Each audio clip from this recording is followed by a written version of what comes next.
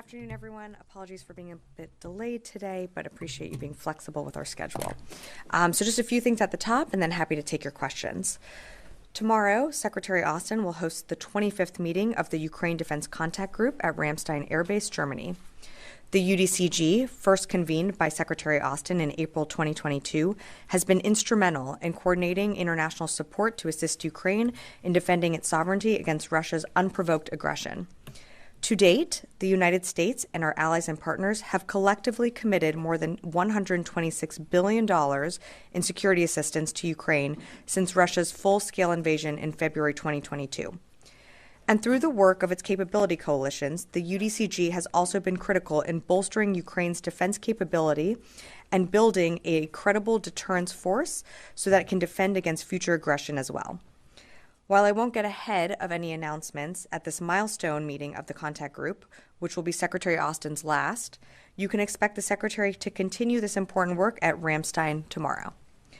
He will engage defense ministers and senior military officials from around the world to discuss Ukraine's immediate battlefield needs and longer-term defense requirements.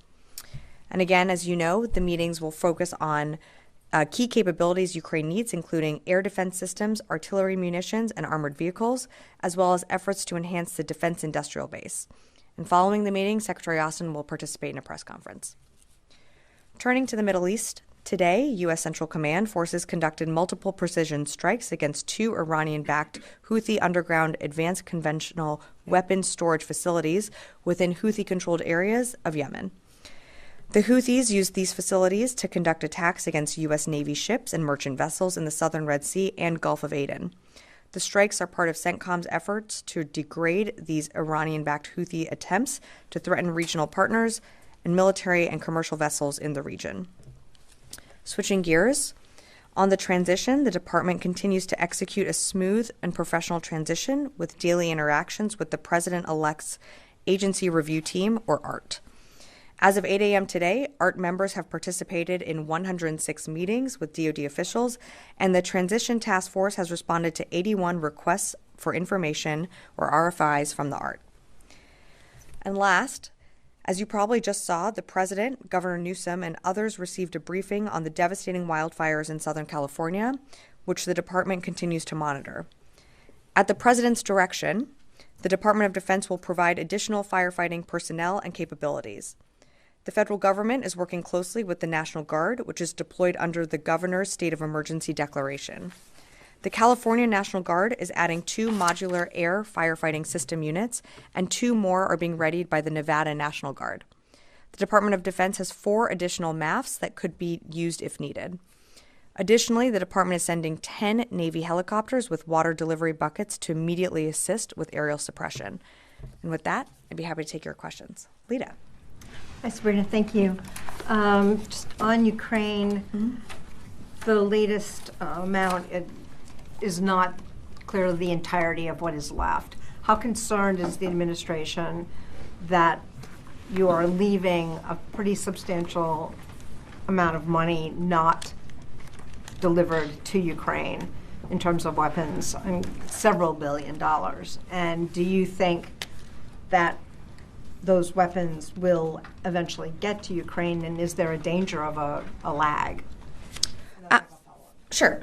So on Ukraine, as you mentioned, there will be a few $1 billion in authority left for the incoming administration to decide what they decide to do with that remaining authority. And what I would say is, on the question of are we concerned, Ukraine has bipartisan support within Congress, and it is because of our efforts that Ukraine continues to be successful on the battlefield. And you know this, back in February 2022, when Russia invaded Ukraine, many pundits thought that Ukraine would fall immediately. And it is because of this administration's way forward and the commitment of the Ukrainians and their courage and fighting on the battlefield that they continue to survive. But they do that with the support of the United States and other allied countries and coalitions through the Ukraine Defense Contact Group.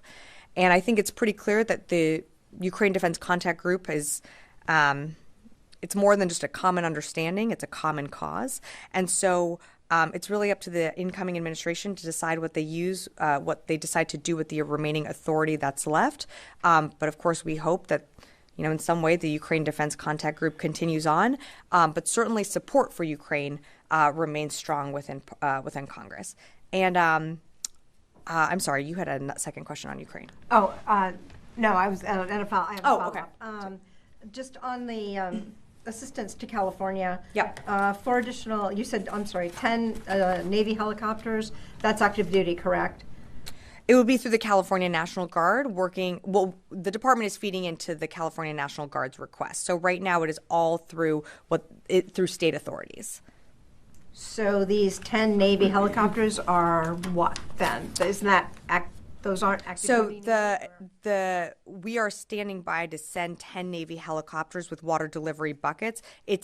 I don't have the authorities on which they will be provided under, so I am happy to get back to you on that. I'm not asking for authority. I'm asking, is that active duty Navy that's going to be flying those planes? That would be my understanding.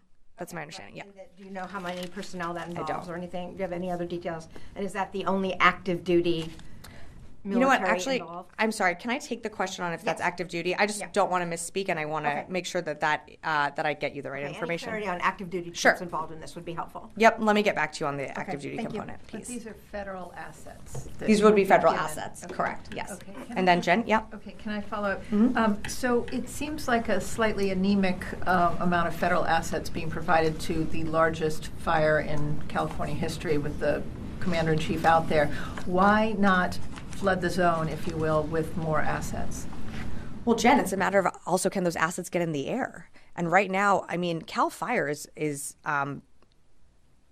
has some of the best capabilities and equipment to fight fires in California. We can surge assets, and the president has directed this department to bolster whatever California needs. But we have to work with California. And right now, we can't even get assets up in the air because the fires are so bad and because the winds are so bad. So until we can do that, I mean, you're seeing the footage on the ground. I know you're covering it as well. Until we can get more assets in the air, there's only so much we can provide. So we're going to be standing by to support in every single way that we can. And of course, you saw the president has directed the Department of Defense to feed into what California needs. But there's safety protocols that have to be followed, and until we can get additional air support in the air, we're standing by ready to support California with what it needs. Okay. And to follow up, does the Pentagon have military plans to invade Greenland if ordered to do so? Yeah, I thought I'd get a question on this. Appreciate it. Look, I saw the comments. I'm certainly not going to get into hypotheticals. I think that's for the incoming administration to speak to. We're concerned with the real national security concerns that confront this building every single day, which is why you're seeing the Secretary convene the UDCG tomorrow in Ramstein for the 25th time. We're going to continue to keep our eye on the ball and focus when it comes to Ukraine, when it comes to what we're doing in the Middle East to support Israel, and also continuing to push for a ceasefire in Gaza. And then, while we only have limited amount of days left in this administration, we're certainly keeping an eye on our pacing challenge in the Indo-Pacific. You are a planning organization. Are there plans to take Greenland by force if ordered to do so? Yeah, appreciate the question, and I'm not aware of any plans to do that. Idris. Yesterday, DOJ filed a motion to stop the plea deals for 4 of the detainees in Guantanamo Bay. Obviously, you can't talk about it because it's ongoing litigation, but what is the administration's policy on Guantanamo Bay? Do you want to close Guantanamo Bay, or what is your actual policy on Gitmo? I think the president has been pretty clear that, and what you've seen over the past few months is more detainees, leaving Guantanamo Bay. But again, when it comes to this specific appeal, there's a process and that we are going through with the appeals process, and because of that, these individuals are going to stay there for the foreseeable future. But look, I think every administration has made a concerted effort to try and get detainees out of Guantanamo Bay and slowly close that facility. These things take time, and as early as this week, you saw us, make an announcement about other detainees being transferred to other countries. So when it comes to the appeal, I'm just going to have to leave it at that. But how can you say how is it in line with the policy to close Gitmo if you're filing a motion to not let 4 of them out? Well, right now they don't have somewhere to go, so we have to go through the process of, they're still under, this is an appeal that, as you remember over the summer, that when the Secretary weighed in on this process, that until it's resolved in the courts, we have to let that play out. So at this time, we have to go through the judicial proceedings, and I don't have anything more to add right now. Separate topic on Yemen. Mm-hmm. What is the administration's policy with the strikes? It was initially to degrade the capability to strike shipping lanes. Mm-hmm. Is that still the policy? Or if you can just define what the policy is when it comes to Houthis. So many specific policy questions today.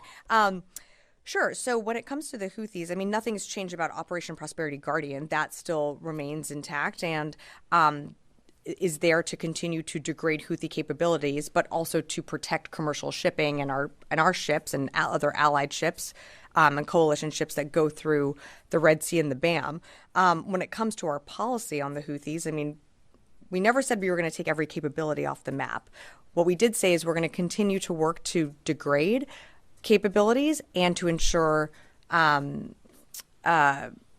upholding the international rules-based order and the free flow of commerce through that region. So we continue to be successful in our strikes. Again, we're not going to be able to take off the map every single capability, but every single time that we conduct a dynamic strike or do the strikes that you saw CENTCOM announce earlier this morning, that further degrades their capabilities and takes things off the map that they can use against commercial ships or our own Navy ships. Did that help? Sorry, okay, Janie. Thank you, Sabrina. 2 questions on North Korea and Ukraine. The first question, 3 days ago, North Korea launched a new hypersonic medium-range ballistic missile into the east coast. And Kim Jong-un stated that it could effectively penetrate any defense barrier and inflict a serious military blow on the enemy, and specified Guam, a U.S. territory, as the target in case of a contingency. What is the Pentagon's reaction on that? So we're aware of North Korea's launch of a ballistic missile, and as always, we conduct closely with our allies in the region. We condemn these actions and, would continue to urge the DPRK from further unlawful and destabilizing acts. We've seen this type of behavior before, and while we don't assess that it presents a threat to U.S. forces, we're going to continue to monitor the situation. Is this a violation of UN Security Council also? Yeah, Janie, I think you've heard us say that previously many times before. Again, it's something that we've seen the DPRK conduct in the past. We take this seriously, and we're going to continue to consult with our allies in the region. On Ukraine, Ukrainian President Zelensky said the U.S. could negotiate an end to the war with Russia only if security guarantees were made for Ukraine. How would you respond to this? Themselves. He is ultimately the one that is going to have to decide, how this war comes to a conclusion. That's not for us to dictate, and that's not for us to dictate those terms. What we are doing as the United States and as the Department of Defense is what the Secretary has done since April 2022, which is convene the UDCG and bring together partners and different coalitions to help Ukraine with what it needs, both in the short term and the long term in its battlefield requirements. So that's what you're going to see convene tomorrow. I'll leave it at that. Mike. Are these Navy assets, the helicopters, are Yeah. they coming from San Diego or the other, Navy, the big Navy bases, or other big Navy bases in California? I don't have more information on where they're coming from just yet. Okay. Constantine? Thanks. So over the past 30 days or so, CENTCOM has announced a series of strikes against ISIS. Some of them have been seem to be larger than kind of the usual battle rhythm. Is that an indication that the organization that ISIS is either reconstituting itself or is posing a greater threat than usual to the U.S.? No, I think from when you saw the fall of Assad, you saw, Russian assets further consolidate, which allowed U.S. Central Command to take actions in the Badia Desert and elsewhere, where we hadn't previously, done significant amount of strikes. I wouldn't read into the fact that ISIS is reconstituting in any way. That's exactly why we are in Syria and Iraq, to prevent that from happening, to prevent them from becoming, the strength that we saw a decade ago. And that's why the mission there is so important. But these strikes, when they are conducted, it is at the time and place of the commander's choosing, but also because it is that opportune moment, and that we will inflict the most damage because of that timing. So I wouldn't read so much into the cadence as much as it's more about the right time, right place for these strikes to be done. Fair enough. So then, given all of that sort of in the context of New Orleans and that particular attacker's profession of ISIS ideology, is there an assessment from the Pentagon that while perhaps militarily the organization is not an increased threat, that ideologically they're still able to influence U.S. service members, U.S. citizens in the homeland? I certainly think there is. We're certainly aware that groups like ISIS and other terrorist groups use social media or social media platforms to reach anyone. And that's something that is incredibly concerning, but that's not something that just this department deals with. That's an interagency effort, including with Homeland Security. And in terms of, the New Orleans suspect that you referenced, that is under investigation. But I think something that the investigation is going to look at is just how and why this individual was able to be influenced and able to be targeted and swayed by a group like ISIS, and many years out of the service. So it's, of course, something that we're concerned about. And that's why our mission in Syria and Iraq is so important, to continue to degrade ISIS. As we've seen them proliferate in other parts of the world, we want to make sure that we are, addressing that head on. And that's why we are where we are in both of those places. Yes. 2 days ago, Ukrainian president mentioned that about number of the casualty North Korean soldiers, about 3,800. So do you have any update of number of casualty North Korean soldiers and any battlefield situation in North Korea? Excuse me, sorry. The question was on North Korean soldiers and casualties. Nothing has changed from our assessment, which I think we gave a few weeks ago, or maybe last week, kind of losing track of time. Approximately 1,000 DPRK casualties. That's a mix of killed in action and wounded in action. Again, I don't have more than what we've previously provided. Yeah. Thanks. Does the U.S. currently provide YPG with new ammunition and weapons in Syria? There are some news reports are stating some delivery landed in Hasake, Rojava. If so, what is the current capacity of the supply? Yeah, I don't have anything on those reports. Again, I think you know that our partnership is with the SDF. We work with them when it comes to continuing to further degrade ISIS's capabilities in the region, whether that be partnered raids or the unilateral strikes that you've seen Central Command conduct over the past decade and most recently in the past few weeks. Tony. And how does this help the transition with Turks and the administration in Damascus currently supplying them with weapons? Okay, so again, the work that we do in Syria is a partnership with the SDF. So I think it's important to remember that the whole reason why we are in Syria is to continue that enduring mission to defeat ISIS.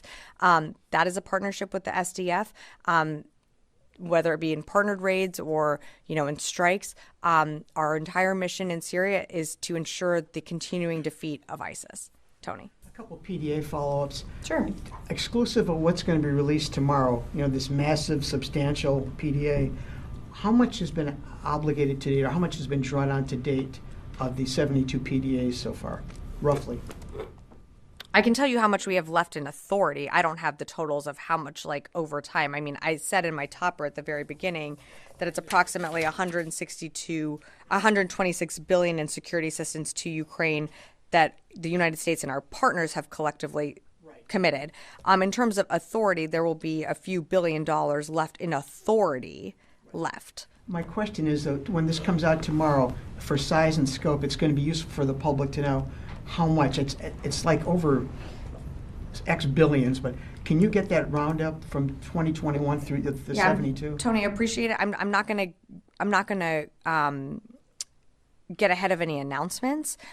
You can go back and look through all the different PDAs and totals that we've released over time. I'm not going to do the math from here right now, but what I can tell you is the authority that you can look and also see what Congress has allocated the department. I can tell you that there's going to be a few billion left in authority for the next administration to decide what to do when it comes to Ukraine. May I push back a little bit here? Sure. The Pentagon's got an obligation to do the math rather than having the public try to go through 72 of these things. That's one point. Two, I think a lot of people are going to wonder, why were you unable to use all the authority, the 4.8 billion, I think it was? Why not? Why are you leaving any left given the urgency of the situation? Well, you might remember earlier last year, we had a gap in funding that we were not able to restock our own shelves and our own supplies. So when we weren't able to do that and we were operating under a time when we were not able to resupply our own stocks, that prevented us from getting PDAs out the door. And you saw us pause for several weeks, in fact, on being able to supply Ukraine with what it needs on the battlefield. With every single PDA, we have to weigh it against our own readiness. And if the secretary and the chairman do not feel that we can provide a package at a certain amount of time, we will not be able to provide that package. That delay in funding severely limited the department on what we were able to provide Ukraine during that time. The thing was passed in April. We're in January, so a prudent person who doesn't follow this closely would say that was a long time ago. And I would tell that prudent person that, look, it takes the defense industrial base, it still takes a while to produce these capabilities. I mean, the fact that we're at the point of providing over 70, presidential drawdown authority packages to Ukraine, I think speaks volumes to this department's and this administration's commitment to Ukraine. Sure. Louis. A follow-up on. Sure. Can I get a clarification on the maps, the numbers, please?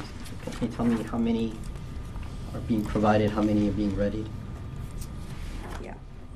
1 second here. So, sorry, Louis, let me just go back through my... So the California National Guard is adding 2 MAFs, and 2 more are being readied by the Nevada National Guard. And the department has 4 additional MAFs that could be used if needed. Okay. So that's a total of 8. Okay, because I'm reading the White House, and the White House, this says that NORTHCOM is preparing 4 more, but I guess... I would say the department, yeah. Okay. Mm-hmm. And also in your topper you mentioned, you give an update on the transition contact. In the time remaining in his term, is Secretary Austin intending to speak with Secretary-designate, the nominee, Pete Hegseth, or has that happened, or again, does he intend to, or has it happened? I don't have any calls or meetings to announce at this time. So does that mean there are plans to, should he be confirmed? I mean, what exactly does your statement mean? Right now, I don't have anything to announce. If I have something to announce about a meeting or a call, I'll certainly keep you updated. Okay. I'm going to go to the phones and then come back in the room. Chris Gordon, Air and Space. Thanks, Sabrina. I have 2 questions, one on Ukraine and one on Iraq. Regarding Ukraine, can the Pentagon provide the number of Ukrainian F-16 pilots that have been trained in the U.S., even if you have to take that question? And can you provide us with a general idea of the U.S. support for the F-16 pilot training program under this administration's tenure? And then my second question on the actions against ISIS, can the Pentagon explain a little bit more about what exactly happened in the Iraqi mountains? Were the fighters that conducted airstrikes all U.S. aircraft? Did the F-15s and X-16s conduct pre-planned airstrikes as part of this operation? Just trying to understand that a little bit more. Thank you. Thanks, Chris, for on your question on the ISIS strikes. I think you're referring to that from a few weeks ago. I think Central Command put out all that we're going to on those strikes, but for more information, I'd refer you to them to speak to that operation. On the F-16 program, I think you're pretty well versed on it. You know, we've trained. We are a co-lead on the Air Capability Coalition. We have trained a handful of Ukrainian pilots. You know, that training took place here in the United States, but of course, other countries did host Ukrainian pilots and continue to train them. I'm not going to get into specific numbers right now, but you know, I think you're certainly well versed in all the training that goes into the F-16, and you know, the Air Capability Coalition is still working to train more additional pilots when ready. Heather, USNI.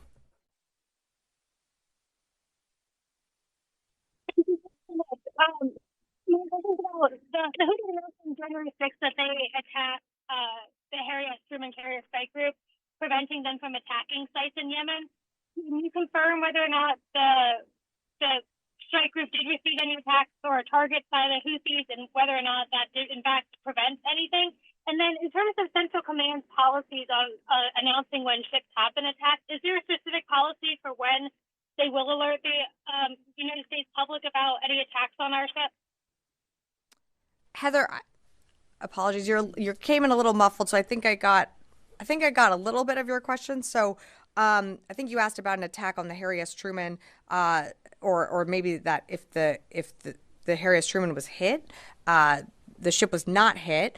You know, our destroyers and the carrier strike group, whenever there is something launched from, you know, the Houthi-controlled areas in Yemen, they will shoot that down in defense of our ships or other commercial vessels transiting the Red Sea or the BAM.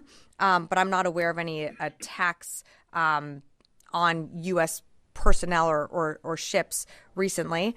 In terms of, you know, policies on attacks, you know, I think CENTCOM tries to put that out as frequently as possible, but I'd refer you to CENTCOM to speak more to that. Jeff Schogel, Task and Purpose.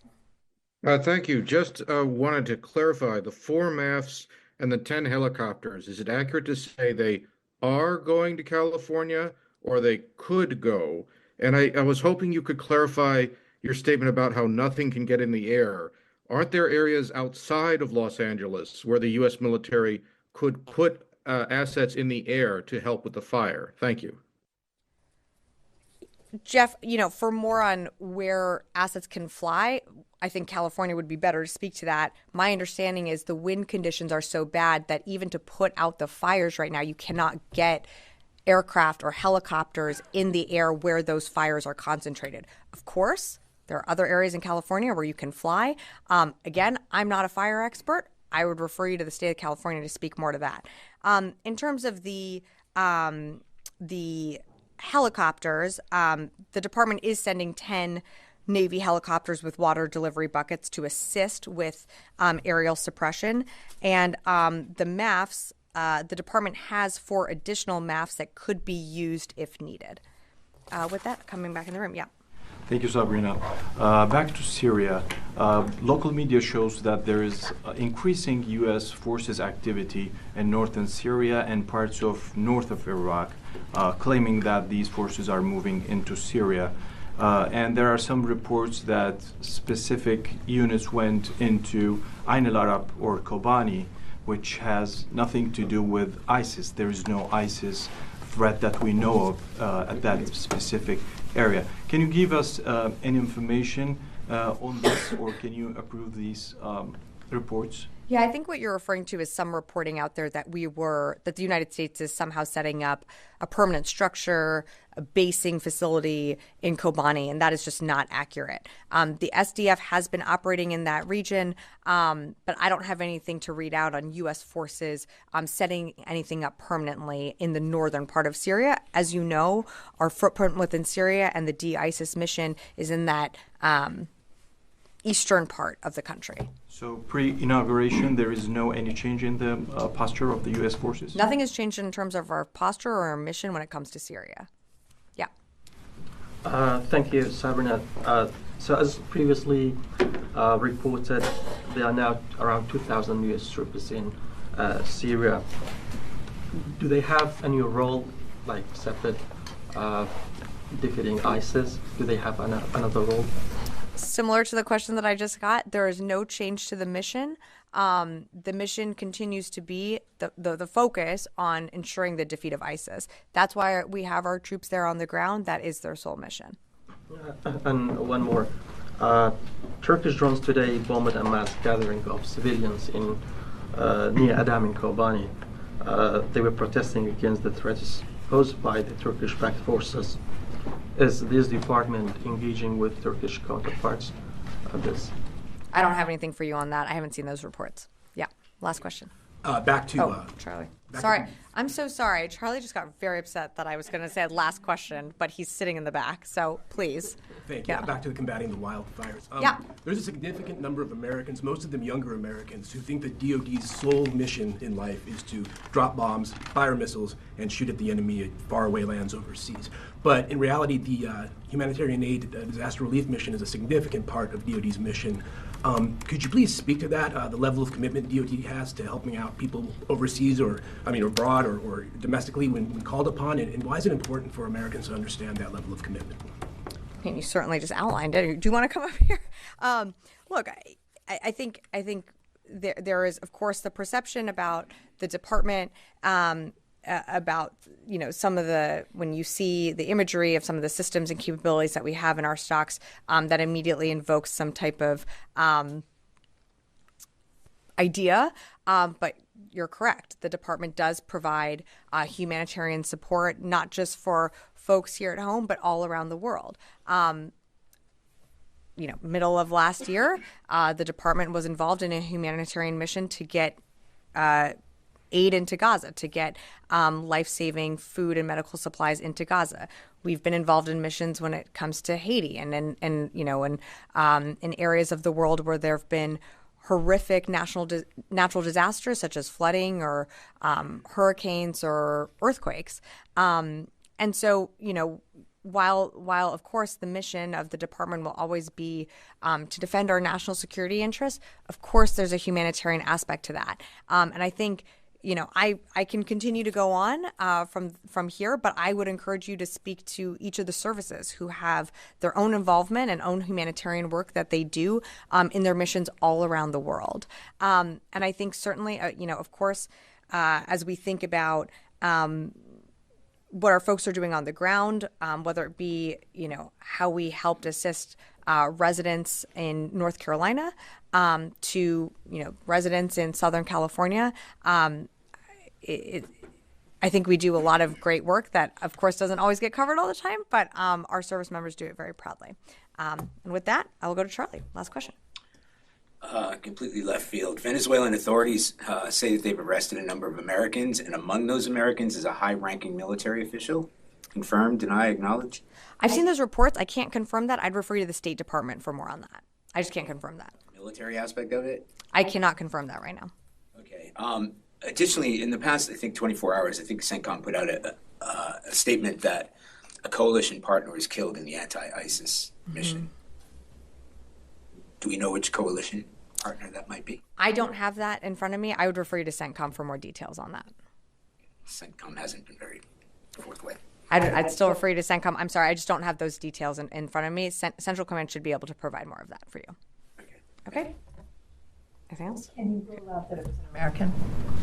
It was a coalition partner forces, so yes, I can rule out that it was not an American that was killed. All right, thanks everyone.